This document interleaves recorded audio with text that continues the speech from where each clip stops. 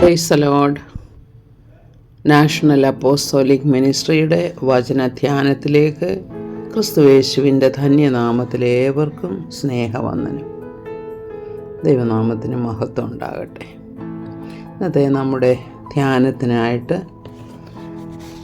എടുത്തിരിക്കുന്ന വേദഭാഗം വിശുദ്ധ മത്തായിയുടെ സുവിശേഷം 7-ാം അധ്യായത്തിൻ്റെ 7-ഉം 8-ഉം വാക്യങ്ങൾ. യാചിപ്പീൻ, എന്നാൽ നിങ്ങൾക്ക് കിട്ടും; അന്വേഷിപ്പീൻ, എന്നാൽ നിങ്ങൾ കണ്ടെത്തും; മുട്ടുവീൻ, എന്നാൽ നിങ്ങൾക്ക് തുറക്കും. യാചിക്കുന്ന ഏവനും ലഭിക്കുന്നു; അന്വേഷിക്കുന്നവൻ കണ്ടെത്തുന്നു; മുട്ടുന്നവന് തുറക്കും. ഇത് കർത്താവ് പ്രാർത്ഥനയെക്കുറിച്ച് പറഞ്ഞിരിക്കുന്ന വാക്കുകളാണ്. കർത്താവ് എന്താണ് പറയുന്നത്? യാചിപ്പീൻ, എന്നാൽ നിങ്ങൾക്ക് കിട്ടും. എന്നാൽ നമ്മൾ പ്രാർത്ഥിക്കണം എന്നുള്ള കാര്യമാണ് കർത്താവ് പറയുന്നത്. അത് വളരെ വാചാലമായിട്ടാണ് അതിനെക്കുറിച്ച് കർത്താവ് പിന്നീട് പറയുന്നത്. നിങ്ങൾ യാചിച്ചാൽ നിങ്ങൾക്ക് കിട്ടും. മുട്ടുവിൻ, അതായത് ഒരു വാതിൽ അടഞ്ഞിരിക്കുകയാണെങ്കിൽ അത് മുട്ടണം, എന്നാൽ നിങ്ങൾക്കത് തുറന്നു കിട്ടും. അതുപോലെ തന്നെ അന്വേഷിച്ചാൽ നിങ്ങൾ തീർച്ചയായും കണ്ടെത്തും എന്നുള്ള കാര്യമാണ് കർത്താവ് പറയുന്നത്. അപ്പോൾ ലോകത്തിൽ നമ്മുടെ ആവശ്യങ്ങൾക്ക് വേണ്ടി നമ്മൾ കർത്താവിൻ്റെ മുൻപിൽ അത് ചോദിക്കണമെന്ന് പറയുന്നു. എന്നാൽ എല്ലാ ആഗ്രഹങ്ങളും സാധിച്ചു കിട്ടുമോ? അതുമുണ്ടല്ലോ.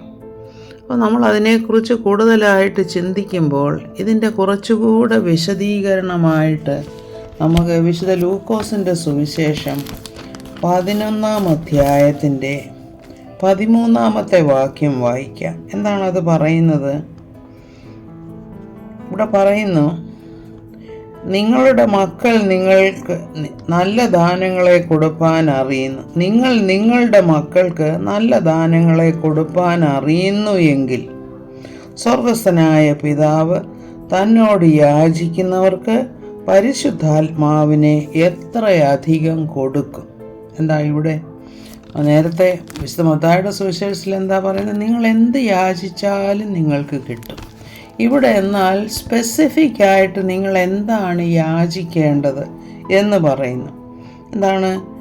യാചിക്കുന്നവർക്ക് പരിശുദ്ധാത്മാവിനെ എത്രയധികം കൊടുക്കും. അതായത് ഒരു ക്രിസ്തീയ ജീവിതം നയിക്കണമെന്നുണ്ടെങ്കിൽ, കർത്താവിനെ നമുക്ക് പിന്തുടരണമെന്നുണ്ടെങ്കിൽ, ലൗകികമായ ആവശ്യങ്ങളെക്കാൾ അധികമായി നാം കർത്താവിൻ്റെ പരിശുദ്ധാത്മാവിന് വേണ്ടി പ്രാർത്ഥിക്കണമെന്നാണ് ഇവിടെ പറയുന്നത്.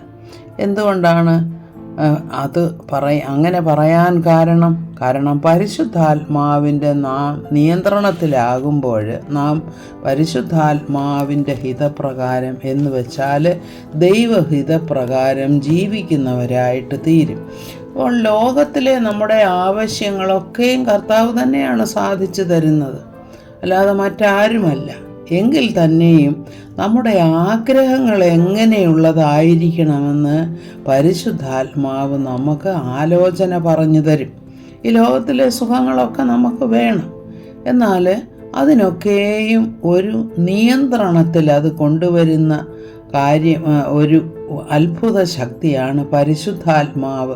അത്ഭുത ശക്തി എന്ന് വെച്ചാൽ ദൈവം തന്നെയാണ് പരിശുദ്ധാത്മാവ്.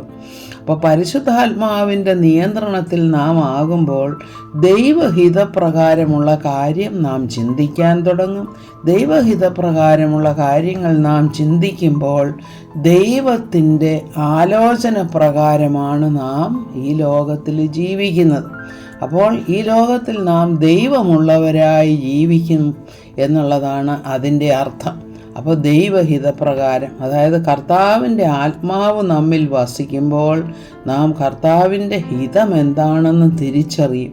നമ്മുടെ ജീവിതത്തിലെ പ്രധാനപ്പെട്ട തീരുമാനങ്ങൾ എടുക്കേണ്ടപ്പോൾ നാം ദൈവഹിതമാണ് ആലോചിക്കേണ്ടത്, അല്ലെങ്കിൽ അത് പ്രകാരമാണ് തീരുമാനിക്കേണ്ടത്.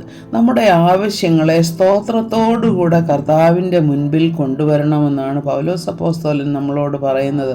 സ്തോത്രത്തോടുകൂടെ നമ്മുടെ ആവശ്യങ്ങളെ കർത്താവിൻ്റെ മുൻപിൽ കൊണ്ടുവരുമ്പോൾ കർത്താവ് നമുക്ക് തീരുമാനിക്കാനുള്ള അല്ലെങ്കിൽ നാം എന്താണ് ചെയ്യേണ്ടതെന്നുള്ള കാര്യം നമ്മെ പരിശുദ്ധാത്മാവിലൂടെ നമ്മെ അറിയിച്ചു തരും. അതായത് സ്ട്രോങ് ആയിട്ട് നമുക്ക് അത് ചെയ്യണം, അതങ്ങനെ ആയിരിക്കണം എന്നുള്ള ഒരു തീരുമാനത്തിലെത്താനായിട്ട് പരിശുദ്ധാത്മാവാണ് നമ്മെ സഹായിക്കുന്നത്. അല്ലാതെ അപ്പോൾ നമ്മൾക്ക് പല പല ആഗ്രഹങ്ങളുണ്ട് ജീവിതത്തിൽ. ഇപ്പം നമുക്ക് ബർത്തിമായുടെ കാര്യം എടുക്കുകയാണെങ്കിൽ, ബർത്തിമായി കുരുടനാണെന്ന് കർത്താവിന് അറിയാമായിരുന്നു. അവന് കണ്ണ് തുറന്നു കിട്ടണമെന്നുള്ള ആഗ്രഹമാണ് ഉള്ളതെന്നും കർത്താവിന് അറിയാമായിരുന്നു. ആഗ്രഹം അറിയാൻ വയ്യാഞ്ഞിട്ടല്ല കർത്താവ് ചോദിക്കുന്നത്. എന്നാലും കർത്താവ് ആഗ്രഹിക്കുന്നത് നമ്മൾ സ്പെസിഫിക്കായിട്ട് നമ്മുടെ ആവശ്യങ്ങൾ കർത്താവിൻ്റെ മുൻപിൽ വെക്കണമെന്നുള്ളതാണ്. അതുകൊണ്ടാണ് നിനക്ക് എന്ത് വേണം, ഞാൻ എന്ത് ചെയ്തു തരണം എന്ന് കർത്താവ് ചോദിക്കുന്നു. അപ്പോഴാണ് ഭക്തിമായി പറയുന്നത്, കർത്താവേ എനിക്ക് കാഴ്ച കിട്ടണം എന്ന് പറയുന്ന പോലെ നമ്മുടെ ഈ ലോകത്തിലെ ആവശ്യങ്ങളും എല്ലാം കർത്താവിൻ്റെ മുൻപിലാണ് നമ്മൾ വയ്ക്കേണ്ടത്.